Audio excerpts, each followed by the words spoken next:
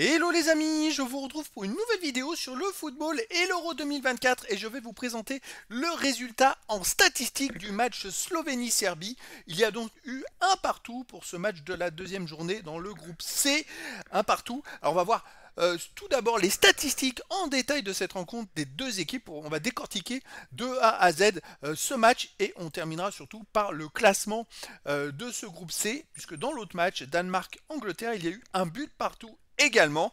Alors tout est très serré, donc on terminera par le classement, les stats et un petit focus sur les prochains matchs et les scénarios possibles pour la suite de ce groupe C. Alors dans ce match, la Slovénie a mené, ils ont marqué à la 69e minute par Karniknik. Ils ont mené vraiment quasiment jusqu'au bout du match puisque la Serbie est égalisée par Jovic à la 95e minute.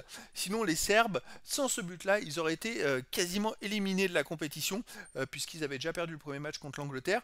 Pour les Slovènes, malheureusement c'est un gros coup dur puisque avec cette victoire, avec s'ils avaient gagné, ils auraient eu 4 points et ils se seraient quasiment qualifiés pour la suite. Et là avec ce match nul, eh ben pour l'instant, il va falloir cravacher la dernière journée pour essayer à nouveau de gagner, voire de ne pas perdre. Et encore, c'est même pas sûr qu'ils finissent meilleur troisième.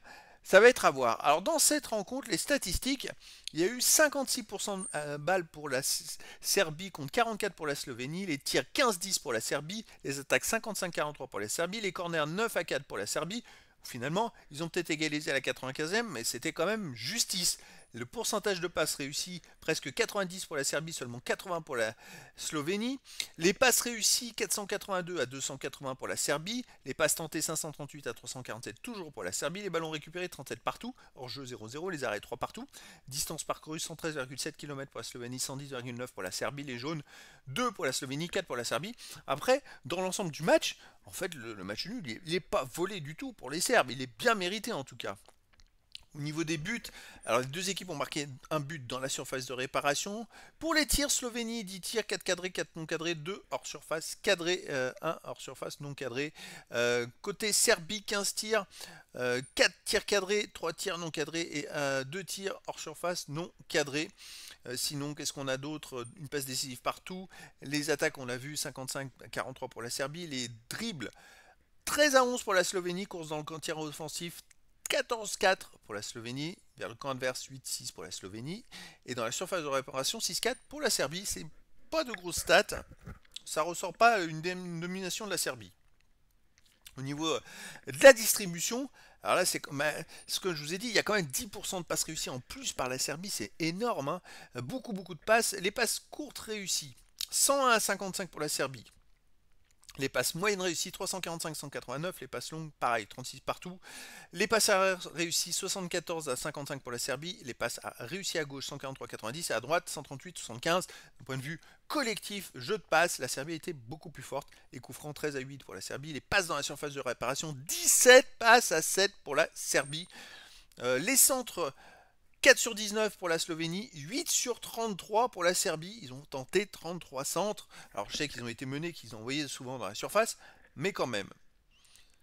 Au stade de défense, alors autant de ballons récupérés, 8 contre pour la Slovénie à 2 pour la Serbie. Les tacs, 20 tacs pour la Slovénie, 8 réussis, 12 ratés, 37 dégagements réussis sur 38, ça c'est très très fort. Mais on sent qu'ils ont été dominés. Les tacles côté Serbie, 11, 4 réussis, 7 ratés, 16 sur 17 au dégagement. Il y a eu des matchs, les dégagements étaient complètement ratés, hein, je le dis tout de suite, hein. Là, les dégagements étaient plutôt appliqués.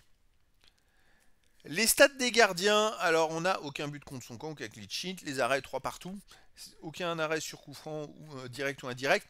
C'est très équilibré, score 1 partout, les cartons jaunes et les fautes. Alors il y a quand même 13 fautes pour la Slovénie et 8 pour la Serbie.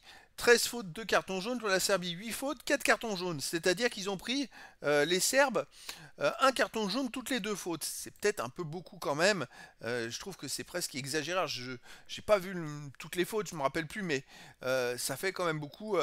C'est vrai que c'est un peu étonnant. En tout cas, au final, les Serbes ont réussi à égaliser à la 95e. Et justement, Ça rechange tout dans ce groupe-là, puisque avec le match nul de l'Angleterre contre le Danemark, on a tout simplement un but partout dans les deux matchs. Et puis d'ailleurs, sur les 4 matchs, il y a quand même eu 3 fois un match avec un but partout. C'est quand même fort, c'est fou.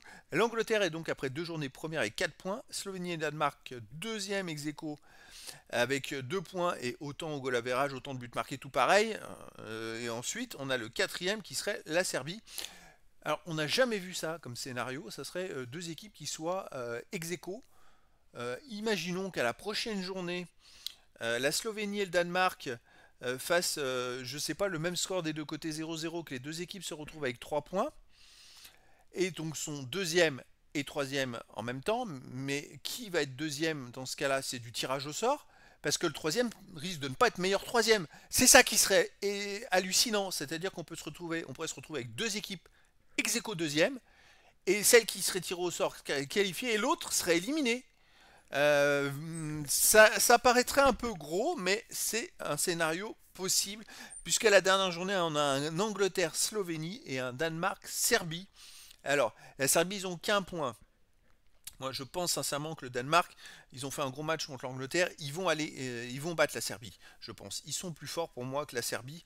Donc, je pense que le Danemark gagnera contre la Serbie. Après Angleterre-Slovénie, écoutez, les Anglais, ils ont gagné le premier match, ça a été compliqué contre les Serbes. Le deuxième match nul contre les Danois, mais ils ont été quand même bien ballottés. Et là, ils ont attention à eux, hein, parce que les Anglais, s'ils perdent contre la Slovénie et que le Danemark bat la Serbie, l'Angleterre pourrait se retrouver troisième. Alors, il serait meilleur troisième, hein, je pense, avec 4 points, il y a de grandes chances. Mais l'Angleterre pourrait se retrouver troisième. En tout cas, la Slovénie et la Serbie ont leur destin entre leurs mains. C'est-à-dire que si la Serbie bat le Danemark, ils auront 4 points, et je pense qu'ils finiront meilleur troisième dans le pire des cas. Et dans l'autre match, Slovénie-Angleterre, la Slovénie gagne, la Slovénie a 5 points, est sûre d'être qualifiée également. Ça va pas être facile, parce que l'Angleterre va pas se laisser faire, et le Danemark joue sa qualif aussi. Donc il y a un match vraiment de l'enjeu jusqu'à la fin de ce groupe.